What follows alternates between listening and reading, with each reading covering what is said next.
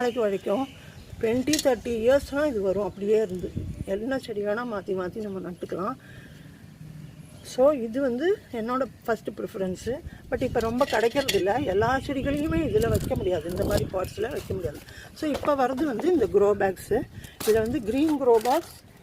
இதை வந்து நம்ம அமேசான், ஃப்ளிப்கார்ட், மீஷோ அப்படின்னு பல கம்பெனிஸ்லேருந்து மாற்றி மாற்றி வாங்குவோம்.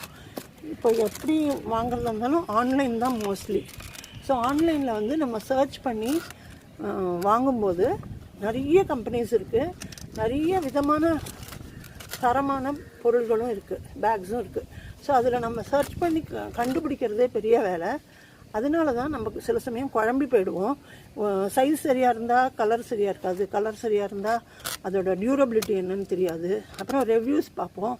அதில் சில பேர் வந்து வாங்கின உடனே பார்த்துட்டு நல்லா தான் இருக்குது அப்படின்னு போடுவாங்க. பட் அதுக்கப்புறம் பார்த்தா உழைக்காது.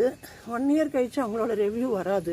ஸோ நமக்கு வந்து தெரியாது. ஸோ மோஸ்ட்லி ரிவ்யூஸ் நம்பி தான் நம்ம வாங்குவோம். பட் ஸ்டில் அதுலேயும் நமக்கு வந்து அது எத்தனை நாள் உழைக்கிறது அப்படிங்கிறது தெரியாது.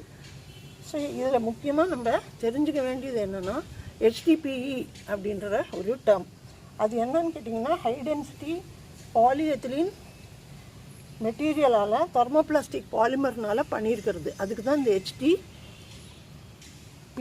அப்படின்னு, ஹை டென்சிட்டி பாலிஎத்திலீன் அப்படின்னு அர்த்தம்.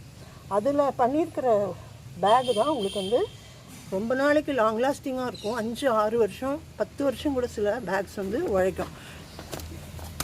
அப்படி இருக்கா, HDPEங்கிற சிம்பிள் இருக்கா அப்படின்னு நீங்கள் பார்த்துக்கணும். அது வந்து உங்களுக்கு ரொம்ப பிஞ்சு போகாது. அந்த ஸ்டிச்சஸ் எல்லாம் வந்து ரொம்ப ஸ்ட்ராங்காக போட்டுருப்பாங்க இந்த மாதிரி. இது வந்து HDPE பேகு. இதை தவிர GSMன்னு ஒரு டேர்ம் இருக்குது இந்த பேக் வாங்கும்போது.